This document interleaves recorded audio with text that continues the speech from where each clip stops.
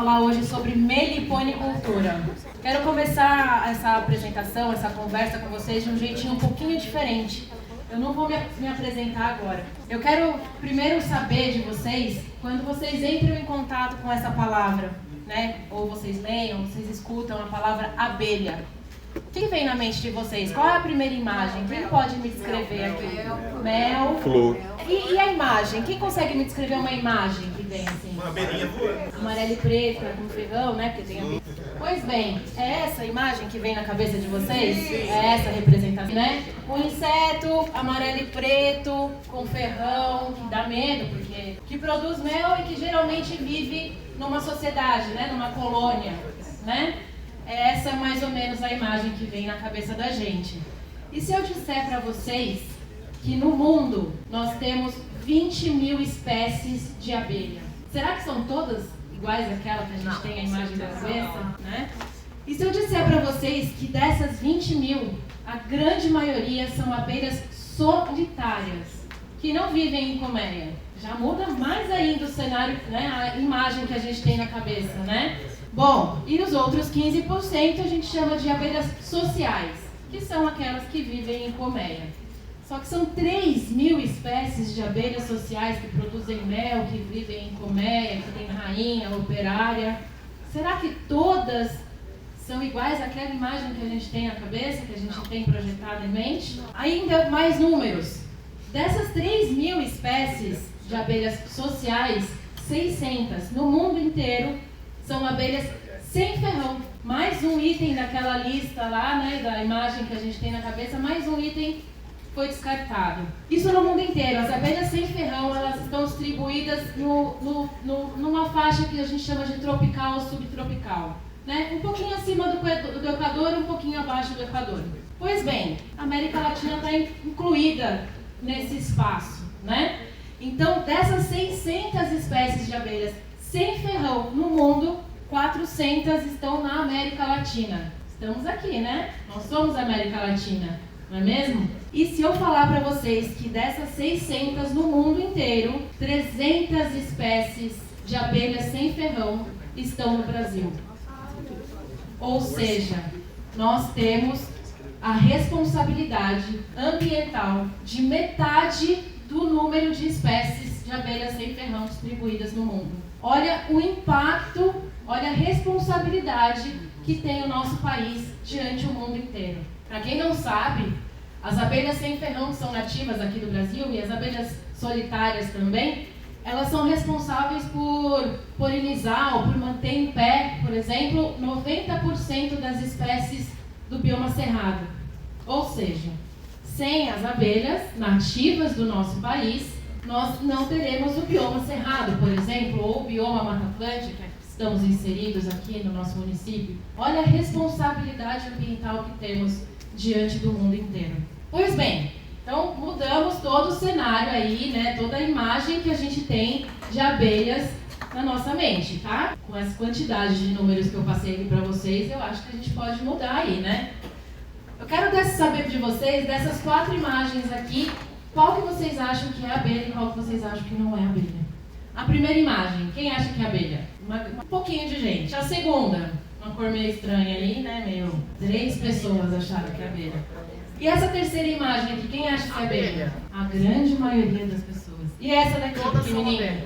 Também é abelha. Um pouco dividida aí, né? Pois bem, a primeira imagem é uma abelha que todo mundo conhece. Essa abelha verde, que parece uma mosca varejeira, também é uma abelha solitária. Essa tem ferrão, todas as solitárias têm ferrão. Essa abelha aqui, quem gosta de sorvete de creme? Quem gosta de um creme inglês, um sonho? A baunilha é uma orquídea e a orquídea são polinizadas por abelhas como essa. Então, sem essa abelha, ou sem abelhas dessa espécie, não temos baunilha. E o homem vai ter que ir lá com o cotonete dentro da flor, depois na outra flor. Isso é um custo enorme. A polinização manual, que geralmente tem no maracujá, que geralmente tem na baunilha, é um custo elevadíssimo para a agricultura. E esses animais fazem esse serviço de forma gratuita. só que eu preciso de um ambiente equilibrado. A terceira imagem é uma mosca. Apesar da cor amarela e preta, que a gente tem como referência de abelha, essa é uma mosca. Não conheço sobre moscas, então é só uma mosca, tá? E essa daqui é uma das abelhas mais populares que a gente tem aqui na América Latina, que é a que muita gente conhece. Pode não ter muita referência da imagem, mas com certeza, quando vocês aqui eram pequenos, na casa da mãe, na casa da avó, lá no muro, tinha um canozinho assim que saíam os insetos voando. Essa é a jataí, muito famosa. Essa é uma abelha nativa das Américas, ela vai do sul do México até o norte da Argentina. Ela é uma abelha social, portanto ela vive em colmeia e a gente pode cultivar essa abelha, criar de forma racional para extrair o mel ou para polinizar plantações de morango, por exemplo. Quando a gente cria racionalmente essas abelhas, que são os meliponíneos, nós temos a atividade chamada meliponicultura. No meu curso, o primeiro módulo é para dicção, são trava-línguas, e eu ensino a falar essa palavra. Quem quiser fazer o curso comigo é só me chamar.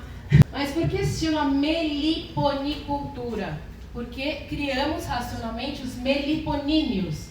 A apicultura, que é uma atividade conhecida, cria racionalmente a apis mellifera, tá? Então por isso que é apicultura, apicultor, apiário. Aqui nós falamos meliponicultura, meliponário ou meliponicultor, meliponicultura, tá?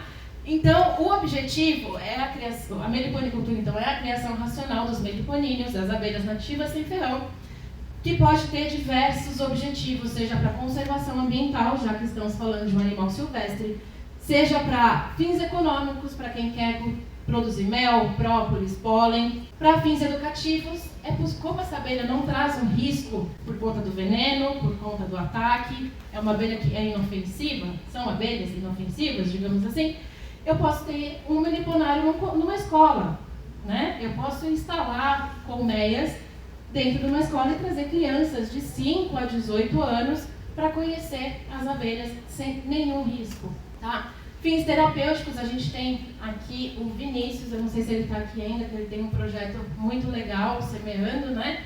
Que trabalha com crianças com TEA, né? Que tem o espectro TEA. Então, para fins terapêuticos e para quem quiser, só tem em casa mesmo, como um hobby ou de forma amadora. A meliponicultura, eu gosto muito de falar que ela é uma atividade promotora da sustentabilidade. Ela promove a sustentabilidade e ela também é regenerativa. A meliponicultura está encaixada nos 4 eixos da sustentabilidade. Ela causa um impacto ambiental positivo, certo? Estamos conservando animais silvestres. Ela é economicamente viável, então eu consigo tirar uma fonte de renda dessa atividade. Ela é socialmente justa, então uma criança ou um adulto, TEA, um idoso, mulheres que são muitas vezes responsáveis pelo cuidado do lar, né? Ainda temos essa divisão muito presente, ela inclui toda essa sociedade, tá? E ela é culturalmente importante. A meliponicultura, não como atividade, mas as abelhas nativas, elas têm um laço com os nossos povos originários. Então, muitas vezes chamamos elas de abelhas indígenas. Então ela traz esse resgate cultural para a nossa sociedade e muita gente lembra de lá da casa da avó, lá da casa da mãe, lá da casa do tio, do sítio, do rancho, que tinha uma abelhinha que o avô criava. Isso também é um resgate cultural. Tá?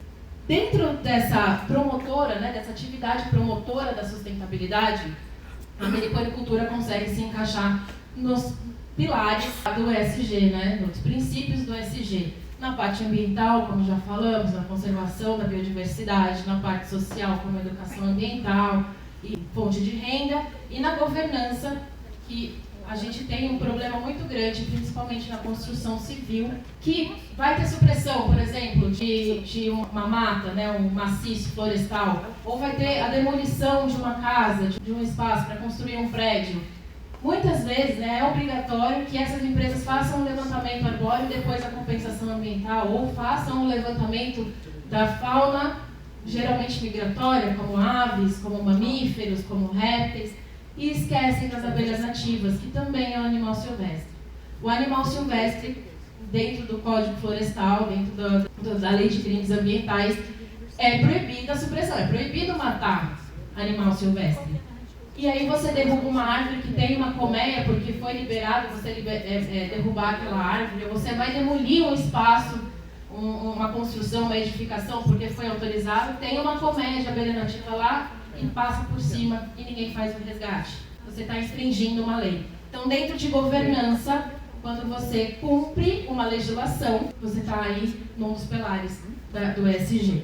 Certo? Agora sim, eu posso me apresentar a vocês, depois de introduzir esse assunto, depois de colocar vocês a par da responsabilidade ambiental que temos aqui no nosso país. Eu sou Gabriela Silva, um codinome me chamam de Gabi Silva, o bi de abelha, obviamente. Eu sou engenheira ambiental e eu tenho mais de uma década de experiência com a meliponicultura. Eu estudo meliponicultura desde 2014. Já fui reconhecida internacionalmente com um prêmio que chama Prêmios Latino-América Verde. Quero trazer à luz para vocês essa premiação, que é como o Oscar dos projetos sustentáveis na América Latina. Então conheçam, entram na página, se vocês pesquisarem Prêmios Latino-América Verde, vocês vão entrar em contato. O Brasil é um dos países que menos tem aderência nessa premiação por conta da barreira linguística, ou às vezes a gente acha que não é América Latina, somos diferentes, mas não somos América Latina.